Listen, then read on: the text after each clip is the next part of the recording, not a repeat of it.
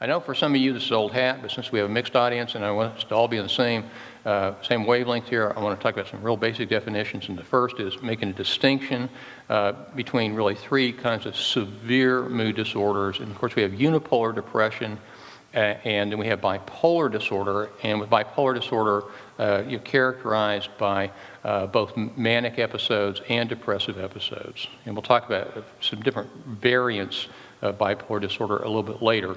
But as the slide shows, with unipolar depression, there's never a true manic or hypomanic episode where people who have bipolar, by definition, will have mood swings that go in both directions. Also, something now in the new diagnostic manual known as persistent depressive disorder. And for old-timers, meaning almost everybody prior to a year ago, okay, the old DSMs, this was dysthymia. This is chronic low-grade depression, and I'm going to make a case about persistent depressive disorder or dysthymia that it's not really minor. Now, in terms of the severity, it doesn't reach the level of intensity and severity as full-blown clinical depression.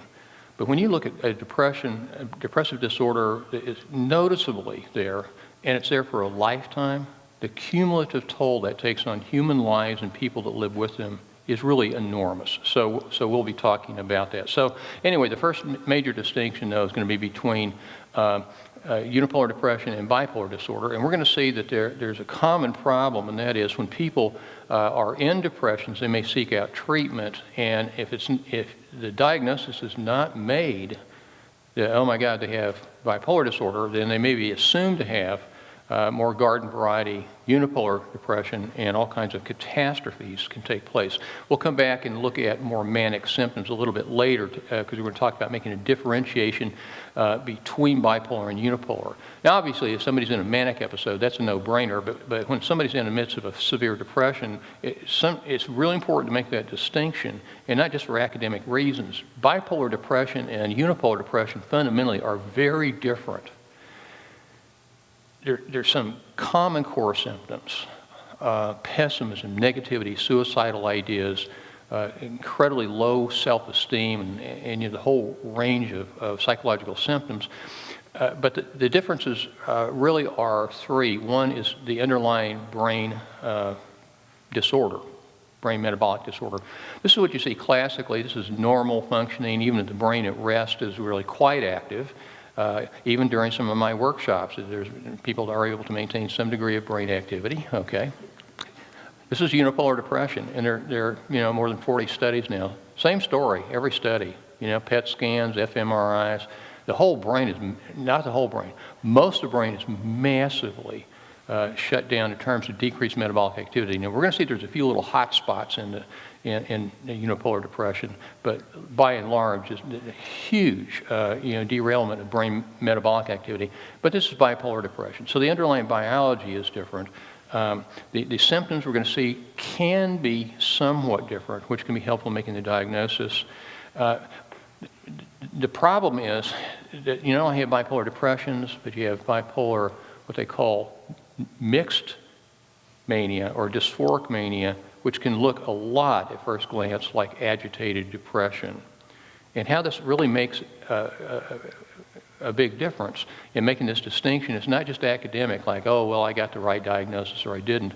But we're going to see, and something probably many of you know, is antidepressants, number one, really don't work with bipolar disorder. Secondly, they often make bipolar worse in a number of different ways. So, first rule of medicine is to do no harm, and many people, their whole life, the trajectory of their life can be changed and basically ruined if they get the wrong treatment associated with the misdiagnosis. So we'll spend a little bit of time talking about that. Prevalence rates. Well, these are lifetime prevalence rates, and 15% of us are going to experience major depression, at least one episode, and that's a high rate. And what that really means is everybody here today is going to, well, either we might experience this, or clearly a loved one or a good friend or colleague is going to go through this. It's just incredibly common. Bipolar disorder, when you look at the range of different versions of bipolar disorder, may represent up to 5% of people, and about 5% of people have dysthymia or persistent major depression. So we're looking at really quite a large number of people that suffer from these major mood disorders. People go through different stages of sleep at night. This is where people dream a lot, okay? But deep sleep is down here, mainly in stages 3 and 4. It's technically called slow wave sleep, but you know, deep sleep, people can really relate to that. And you know what? Here's the deal. There's lots of reasons that when people are depressed, they don't get nearly enough deep sleep. And secondly, one thing that's been shown to be enormously helpful in reducing depression is to get as much deep sleep as you can. So that's why I'm going to be recommending these following 5 things, okay? And that's a lecture. And then like when we get to talking about caffeine or sleeping cool, we'll give them a little bit more specifics about that, okay? Now,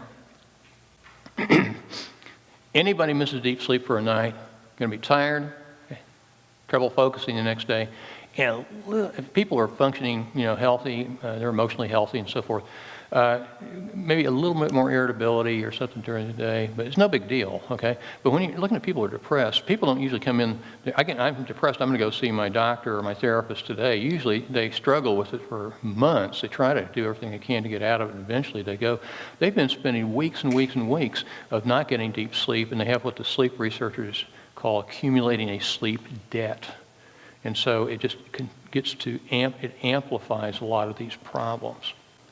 This is kind of what you see most commonly in people that have depression, and that is the deep sleep. Look at it, very little deep sleep. Now we're going to see that there's a number of factors that reduce deep sleep. Probably top of the list is there are hormones that are released during depression that interfere with deep sleep, okay? And one of them, I'm sure everybody's familiar with, is cortisol, but there are other hormones too. And, but there are many things that people who are depressed do that actually aggravate this, all right? So they're just, even if they say, I do go to sleep. Of course, maybe they go to sleep because they drink, 3 martinis or something like that, or take a sleeping pill. So their subjective experience is, no, I go to sleep, They may not. They may have insomnia also, okay? But if they sleep through the night and say, well, I sleep through the night, my sleep's okay. Not necessarily. In fact, if you're depressed, the odds are it's not, okay? Now, I'm going on and on about this, but I got to tell you something. In the last 15 years, I'm not the only one that, is preaching this sermon.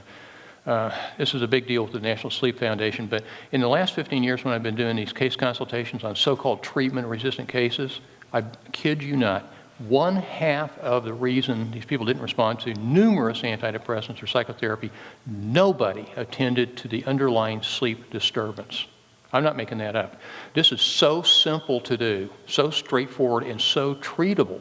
And yet people are suffering for years. I've had a couple of people that have been chronically depressed for more than a decade, okay? So this is a big, big deal. All right, now, having said that, sleep disturbances, two-way street. Well, it's a symptom of depression. You get depressed and these hormonal changes and so forth, you don't get enough sleep. But we're going to see that sleep disturbances actually cause depression. And this is really seen in a pronounced way in primary sleep disorders like sleep apnea, for instance.